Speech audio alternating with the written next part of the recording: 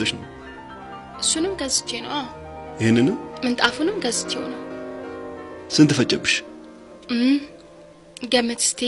ወይም ደግሞ የፈጀብሽ ይቅርና ማለት ብሩን ከየት አመጣሽው? ብሩንማ ባለፈው ጊዜ ማለት ነው እህቴ ለአባባ የላከችው ብር ነበረ።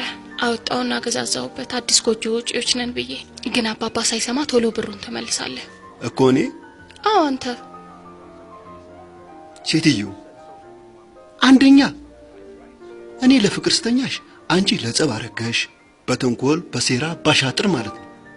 ሁለተኛ ለሰርግ ለድግስ ለመልስ ለቅልቅል እያሽ ሌላ ጦርነት ከፈትሽብኝ። አሁን ደግሞ ሶስተኛ የእናት አባቴን ቅርስ አውጥተሽ ይሄን የቻይና ብልጅ ልጅ ይሄን ትርክሚኪ ዕቃ አምጥተሽ ቤቱን ሞልተሽ ምንም ሳልዘጋጅ ለሱም ትከፍላለህ አልሽ። ስለዚህ አንቺ ሐሳብሽ እኔ ጨርቄን ጥዬ አብጄ እንድሞት ነው ማለት ነው። ኧረ አይደለም፣ እኔ እኮ ጥሩ የሰራው መስሎኝ ነው።